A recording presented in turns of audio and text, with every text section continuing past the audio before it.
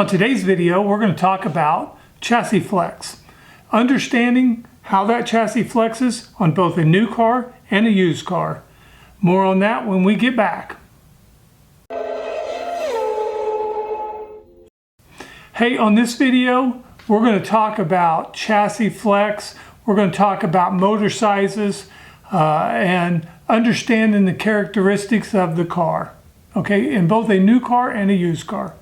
So we'll get started, but before we do, let's like, share, subscribe, hit that subscribe button. I like to see that membership deal go up.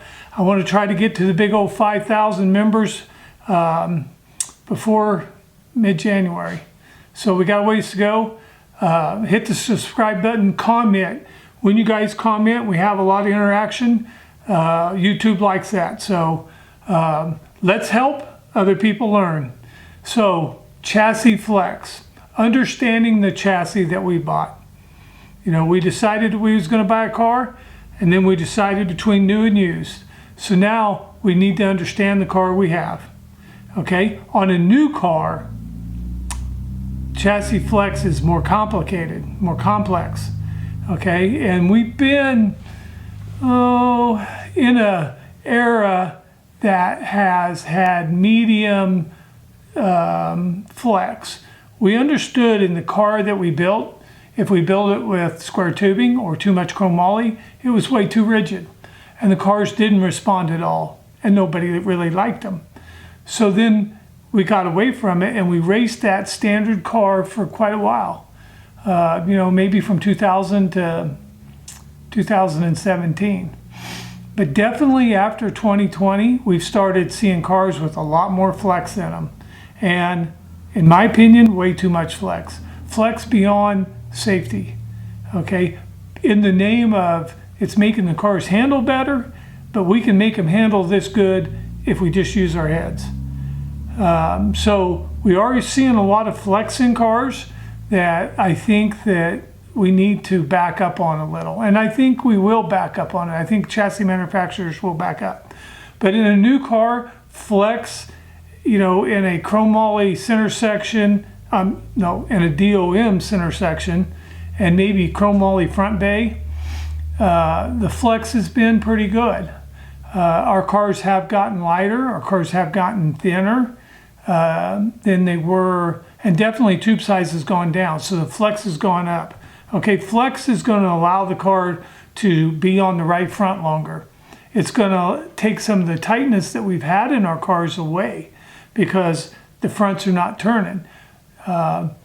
In my opinion, we should have downsized the rear of the car instead of increasing our time on the right front. Chassis flex, like I said, in a new car is to the point where it's just not, we're just not building as safe as cars as we should. If you buy a new car that has slip joints in it, beware. Okay, if you're looking at a used car that has slip joints in it, I would say don't buy it. Slip joints are what they are, and depending on how they're manipulated in the car, depends on how much rust is going to affect that ability to move. Anytime you build something like that, the repeatability of it is going to vary from first of the race to the end of the race, from the first of the season to the end of the season. So I feel like you're going to just chase the car a lot. So I'm not a big fan of slip joints. Flex in a used car is something that happens over time. The more we race the car, the more fatigued the car becomes, and the more it flexes. When a car has flexed out, it'll start breaking welds, and you might see where somebody got lazy and just started welding, and there's a lot of weld on these bars because they break a lot. And as you build the weld up, it just break right on top of the weld, and then you'll weld it again. So that's a telltale sign that maybe the car is done, or maybe it's you know, getting close to done. If the guy says that the used car is a year or two old and you're seeing signs of flex, then maybe it's not a good purchase. When you look at the deck and where the roll bars come up through the deck, if the decking's cut pretty tight and it's starting to flare up, this is a car that's got flex in it. If it's a year-old deck, this is a sign that it's got quite a bit of flex in it. Okay, flex can be manipulated with spring rate. So what we've seen this year was flex in a car. We had a brand new car and it had quite a bit of flex in it, and they wanted him on a 450 spring. 450, 400, 450. The car was constantly in the dirt. And the response was, just get used to it. This is the way it's supposed to be. Not in my books. If the car's in the ground, it's never going to be good. Late in the season, got the car off the ground, but by the time you got the car off the ground, it was too late, done screwed up the chance that national championship title is what this individual was shooting for. But I feel like it was too late in the season to get that done, and it screwed that opportunity up, and it screwed up some other opportunities. So chassis flex, you need to understand what it is and what it's doing, okay, in both a new and used car. In a used car, as it starts to flex more and more, you're going to lose drive. You're going to have to start pumping more drive into it, and maybe extended load or bike number, but you're going to realize that the car is going away. Tight versus loose. Is my car tight? Is my car inherently tight? A lot of times when you buy a car, brand X, you might talk around and people will say, yeah, these cars are tight. This is a tight race car. As we talked in part 2, Rocket is a tight race car. Longhorn's a little less tight of a race car. Some of the modifieds have been inherently tight, and historically, Masterbuilt's been a good turning car. And in my opinion, I would want a good turning car. Everybody else wants a tight car. But speed is created in the corners, not on the straightaway. And a tight car will always just be tight. A freer car, or a car that's not as tight, the car that turns good on the front tires, will always have speed. So there's a difference. You can't drive a car that rotates well like you drive a car that's tight. And if you don't change your habits, your characteristics, then you're not going to like a free car. Okay, 90% of the people don't like a free car, but that doesn't make them bad. Okay, so you need to figure out, is my car tight or is my car loose, or at what degree of tightness is this, and how do I free it up? Okay, last on understanding your car, understand this. If Joe Bob is racing brand X and he wins every week, don't just run out and buy brand X just because Joe Bob does. Joe Bob wins because of who he is. Joe Bob wins because of who's sitting in the seat. Okay, it's not always the chassis. It's not always this or that. Joe Bob has a big part in this, and you're going to have a big part in this. Okay, so if there's things you like about chassis, A is maybe safer, the welds are better, the craftsmanship's better, the builder's personality is better, whatever it is that you like about brand A better than brand X, then go with brand A. Okay, don't have to buy a car because it's the one winning the most races. For years, Rocket won the most races. Well, they did because they had the most cars in the field all the time. So factor this in. There are reasons why people like to buy those cars, because they are good. And they think if they can win, I can win. And there is some truth to that. But no, the biggest difference sits in the seat, okay? Understanding the car, very important part of your race program. Another item that's going to be a very important part of your race program is going to be your motor.